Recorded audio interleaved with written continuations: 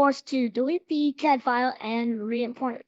On the other hand, if you choose link, it behaves much more like an XREF in AutoCAD. So it will maintain a link back to the original, and when the original changes, you can simply go to Manage Links, select the link, and reload it. So let's take a look at both procedures. I'm here in an empty Revit project created from the default architectural template, and I'm going to go to the Insert tab, and on the Link panel here, we have a Link CAD button, and on the Import panel, we have Import CAD. So we'll look at both, but let's start with Link CAD. So in the Chapter 3 file of the exercise files, I'm going to select the AutoCAD floor plan. I want to just point out a couple of these settings to you right now. Down here at the bottom, we can tell Revit how to interpret the colors that are coming in from the CAD file. Most of the time, AutoCAD files are on a black background and Revit's on a white background. So if you want to keep the file in color, you could use Preserve, which will preserve the original colors in the CAD file, but often they're not going to look so good on a white background. So it's usually a better idea to choose Invert. That'll reverse the colors and make them look a little bit more legible in Revit. Now you also have the option for black and white, and that's useful if you want to print the CAD file directly in Revit. Now you can also tell Revit how to deal with the levels or the layers. Levels are part of the DGN file, and layers, of course, part of the DWG file.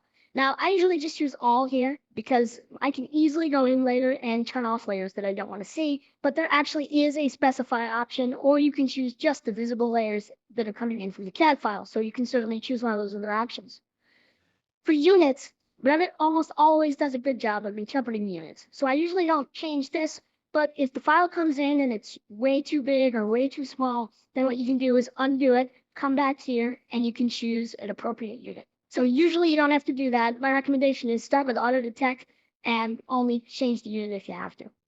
Finally, the last setting I want to point out here is correct lines that are slightly off axis. This is a handy little setting that they introduced in recent releases here on Revit that helps correct an error that would often appear when you imported a CAD file. You'd get this warning about lines that are off axis and you'd have to OK out of the warning. So this basically prevents that warning from occurring. I'm going to go ahead and click Open here. And when I do, you're going to see the file come in, and I'm going to zoom in. You can see that if I move my mouse near the file, the entire thing highlights with a box around it. And if I click on it and select it, it selects the whole thing. So that entire file becomes a single object here in Revit. Now, when I select it, there's a few buttons that appear on the Modify tab. I mentioned that we can come back after the fact and we can manipulate the layers if we wanted to. So the way that you do that is to use this query button right here. And you can move your mouse around in the CAD file, and it will actually highlight the individual parts and pieces in that file. So for example, if I click on this blue line right here, I can see that that layer is I-wall. And if I click on this line right here, I can see that that layer is A-door. Now, it turns out you can even hide those layers in the CAD file if you wanted to. So I can use this Hide in View button right here, and that hides the door layer. Now, if I later change my mind and realize I hid the door layer, but I'd like to bring it back again, I use Visibility Graphics to do that. That's the standard Revit Visibility Graphics command. I could go to the View tab and choose Visibility Graphics, or I could use the keyboard shortcut VG to get there. When you get to Visibility Graphics, you're going to use the Import Categories tab to access CAD files. And you'll see each of the CAD files that are in the files listed here. And you can see there's a CAD floor plan, and I can expand it. And you'll notice that A-door is checked off. So I'll just turn it back on again, click OK, and my door layer comes back. We brought this in as a link, and I want to see what happens if the owner of the file in CAD makes a change. Let's switch over to AutoCAD. And here in AutoCAD, I'm in the original file. And what I'm going to do is just make a really simple change. And perhaps this closet right here needs to be a little bit larger. So I'll just use a simple stretch operation. And I'll make that closet larger like so. Zoom back out. And let's save the file. Switch back over to Revit. And let's zoom in on that same area here. And of course, we're still seeing the original closet. I've been informed that the CAD file has changed. I'm going to use the same Manage Links dialog that I used to manage Revit links in an earlier movie. Now, when I click on that, the Revit tab is empty. We don't have any Revit links in this file, but you'll notice there's a CAD Formats tab. When I click there, you can see my AutoCAD floor plan is listed here. Down at the bottom, I have several buttons. We can reload it from a different file, reload it from the same file, unload it, remove it. I'm going to reload it, click OK, and you'll see the closet gets bigger. Let me zoom back out. That was the basic process to link a CAD file. Let's talk about importing a CAD file now. I'm going to import a detail file, which is a pretty typical one to use import for. Now to bring in a detail file, I don't want to bring it in this floor plan view, so I'm going to go to the View tab here, create a drafting view. I'll call it Details. And I get a blank sheet of paper. And now I'm going to go back to Insert and choose Import CAD. I'm just going to select this file here called AutoCAD Detail, and it finds the file, zooms in on it, and you can see that it highlights the same way as the floor plan did. I've got the same query button, and I could click on things, and I could see what layers they're on, and I could do hide and view. All the same features are basically available. The only thing I can't do with the import file is if I go to the Insert tab and I click on Manage Links. If you go to CAD formats, you notice it's not listed here. The import file is not linked. Therefore, if somebody were to make a change to this detail back in AutoCAD, I would have to erase it here and re-import it in order to get that change. So you can see that we have both import and link. Both are valuable ways to bring in CAD files and incorporate them into our Revit workflow. And this is Project Navigator over here. When you look at it, you can see that there's a name and a job number, and it's got some information about the floor levels in the building. And then it's got 3 different kinds of views: constructs, views, and sheets. And if we compare that to what we saw in Revit, where we had views and sheets, and each of those views correspond to different types of drawings and so on, there's quite a bit of similarities here. On the AutoCAD architecture side, it's a little bit more complex, because in order to create a view of a typical floor plan, for example, you actually need to create, in some cases, several constructs that represent the various parts and pieces of that view. For example, here on this screen, I've got the exterior shell of the building actually broken up into several different XREFs. So if I highlight right here, you can see that this is a curtain wall XREF, and that's one of the various constructs. So to create this view, which would represent the first floor, might actually take 3 or 4 or 5 different constructs. So that level of complexity isn't necessarily there on the Revit side. So on the Revit side, the project browser can often be a little bit simpler to use. But at a high level, conceptually, they're very similar to one another because they use terminology that's very familiar to an architectural workflow. We're working in floor plans, or we're working in sections or elevations, and we're taking those items and we're placing them on various sheets and so on. So a lot of that is very familiar to the workflow that an architect would expect. If I select this item right here, let's zoom in a little, you can see that this is actually a wall element. It's not 2 parallel lines like it would be in regular AutoCAD.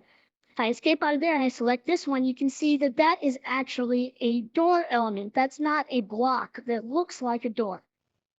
Each of these objects behaves in a very similar way to the Revit counterparts. So for example, if I were to move this door, you're going to see that the hole that it makes in the wall moves along with it. If I were to move this wall, you're going to see that the connection that it has to the other wall over there continues to be joined up.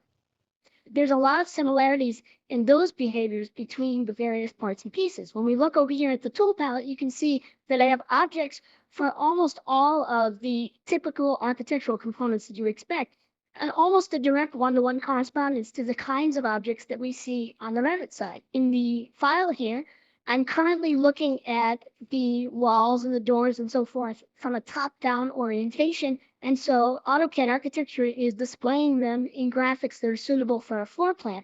But the same object is actually capable of displaying itself in other ways that are suitable to other kinds of drawings, like 3D drawings or elevation drawings and so on. So if I just simply change the vantage point in the drawing, you're going to see everything changes, and you can almost see it happening. It went from being flat because it was still using the 2D plan display, and it popped up and became an elevation. Or if I change to an isometric, it changes, and you see it kind of flash there as it swaps out the graphics and becomes a 3D model.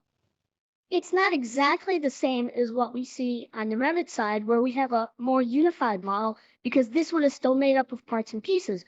But that display system is built in there, and so there is quite a bit of familiarity in the way that the tools behave. Unfortunately, there's no direct path for these 2 products to share data. Earlier in the course, we discussed ways that we could use DWG files in Revit. It's true that DWG files can be linked over to Revit, but Revit will not, unfortunately, understand any of the AEC objects within those files. In this movie, we'll look at one of the approaches we can use to export data from AutoCAD architecture over to Revit. So if you just simply save the file and link it over to Revit using the procedures we've already talked about, you'll get some sort of a warning message on the Revit side that it can't understand some of the objects in the data. This, of course, is a problem because things like your walls and your doors and your windows will just simply disappear. You could turn on something called proxy graphics, and what that does is create a representative object to sort of stand in for the AEC object. That kind of works, but the trouble with that is it will really balloon the file size. It essentially doubles the file because it creates a copy of every object in generic AutoCAD objects like surfaces and lines and so forth, and then embeds those proxies in the file. So that's certainly an option you could do. And if you wanted to do that approach, you have to type the word proxy graphics, all one word, turn it on by typing 1, and then resave the file. And again, as I say, you'll see the file size increase. What I want to talk about is another approach called export to AutoCAD. Export to AutoCAD is basically a save as command. It runs a little routine behind the scenes, and it takes all of the AEC objects and converts them all to standard AutoCAD primitives, lines, arcs, circles, and so on. We can find the command up here on the application menu, the big A. When we go down to export, we have an option here called AutoCAD. And of course, every file format back to version 14 is listed here. So you want to know which file format you're sending this out to. This command is useful not only for sharing with Revit, it's actually useful for sharing with AutoCAD users who are using a previous version because the same problem applies there. Walls, doors, and windows don't save down. If you wanted to share this with an AutoCAD user that was on 2007, they wouldn't be able to understand your walls, doors, and windows either. So when we do export to AutoCAD, I'm going to choose the latest file format here. It will ask me to save the file name, and it will put a prefix automatically on the name, just called ACAD in this case. Now I'm going to put this on my desktop, and I'll click Save. Let me just open that file right here in AutoCAD Architecture and show you what it created. When we look at this file here, this layer was previously frozen and it turned on, but you can see that that's just a block there. I mean, actually, just delete that for a moment to get it out of the way. Let's zoom in a little, though. When you look at these walls, you see how they actually became blocks? This is because this was an XREF in the other file. AutoCAD architecture is a series of XREFs that are all linked together. If I actually took that block and I jumped into it, either by exploding it or by ref editing it, I'm just going to explode in this case because I want you to see what's in there. What you're going to see is that it just turned everything into lines. So the door over here is just a collection of lines and arcs, and the wall is just a collection of lines. It did leave them on the correct layer. But the point is that now these being just primitive objects are something that Revit or another version of AutoCAD that doesn't have AutoCAD architecture would understand and not complain about there being objects that it doesn't recognize. It's not an ideal approach because there's no way to sort of un-export this. Once you've exported to AutoCAD, it is what it is. So if the workflow is that the data will leave AutoCAD architecture and go into Revit and not come back again, then this is a suitable workflow. If you need a round trip, then this is going to be a less than ideal solution. In the next movie, we'll look at a possibility for how to deal with the round trip scenario. In many situations, the most practical approach is to decide early on if a particular project will be authored in standard AutoCAD, AutoCAD architecture, or Revit. In the previous movie, we discussed using export to AutoCAD as an option to take AutoCAD architecture files and bring them over to Revit. Another alternative is to use the IFC format. Now, IFC stands for Industry Foundation Classes, and it's an independent open file format designed to translate building components across various products from different vendors. It's sort of positioning itself to be an open BIM standard. Now, IFC is really the only format out there that's attempting to universally say that this is a wall and this is a door and this is a window, but it's far from being complete or ideal. So if you really need your walls, doors, and windows from AutoCAD architecture to stay walls, doors, and windows when they go to Revit, IFC is really your only option. But as I said, don't expect it to be a perfectly seamless translation. But considering the alternative of having to trace and redraw everything, it's certainly worth giving it a try. So let's take a look at the steps here. So I'm in the sample project that comes with AutoCAD architecture. This project is included, and I've opened it up in Project Navigator, and I just loaded up the first floor view file, which gives me basically a first floor plan here. So let's export this file to IFC.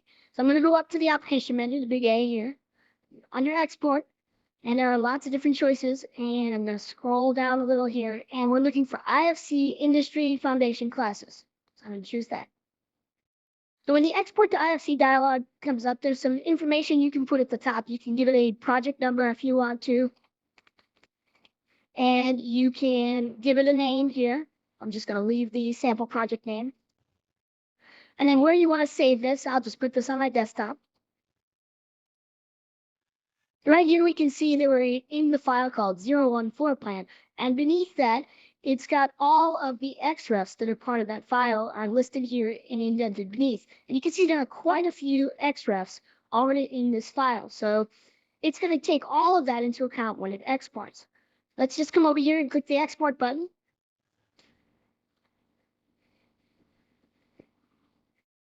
So the process is complete, and we now have the IFC file. And what we want to do next is switch over to Revit. And here in Revit, I'm just in an empty default project based on the standard architectural template. So I'm going to go to the big R, go to Open, and come down here and choose Open IFC. There on my desktop, you'll see the 014 plan IFC file.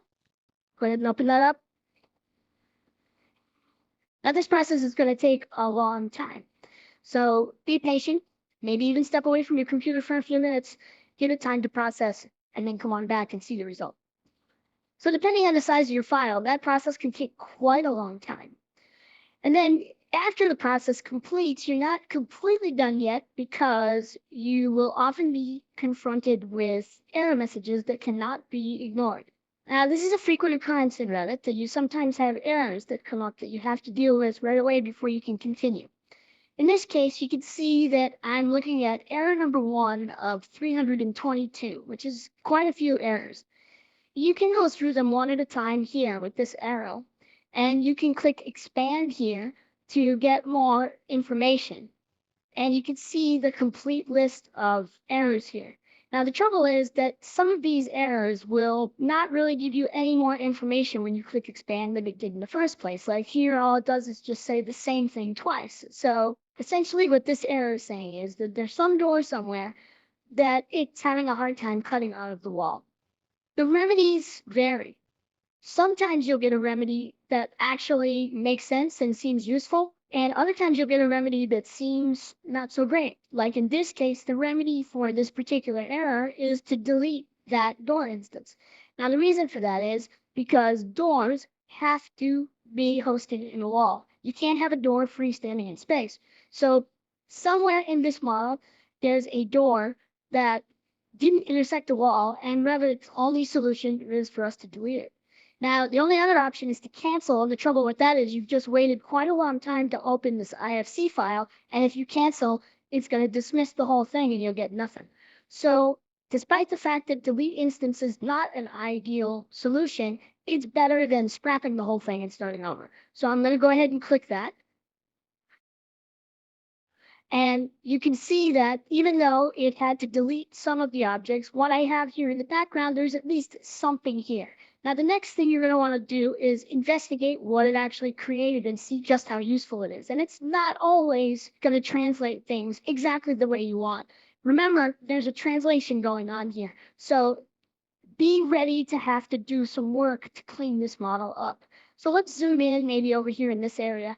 And what you can see is this came in and became a wall, and this came in and became a wall, and this one right here, and this is a door. So a lot of the basic objects did get transferred over and become Revit objects. The trouble is you can see that a lot of the graphics are a little iffy here. Like these windows look like they need some adjustment. There seems to be some doors here that either didn't translate properly or are missing altogether.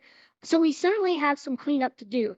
The other thing that happens here is when you look at these walls that get created, Revit frequently will create custom types to accommodate each of the walls coming in from the IFC file. Now, in this particular case, it didn't do so badly. We've got a few new ones up here. These are all the ones that were standard out of the box Revit right in here. So those were there already. And then we've got a couple over here. So not too bad. It didn't create dozens or hundreds, but in some cases it may. So I might just take this wall then, and I can choose one of the ones that was already here in my file, like perhaps the interior 4 7/8 partition. Now, the trouble is you might have to do that throughout the model. So at this point, you have to weigh the amount of cleanup that's required to transfer the auto-created wall types over to more suitable wall types and to fix the strangeness that's in the file and weigh that against what time and effort it would take to basically start over again from a flattened AutoCAD file where you trace over it. And there really is no easy way to make that determination. You're going to have to look at both options and kind of decide. But I highly recommend that you take some time and do the cleanup that's required in this file before you take it and incorporate it into a live project. Because there's a lot of things in here that are probably substandard that you're going to want to clean up.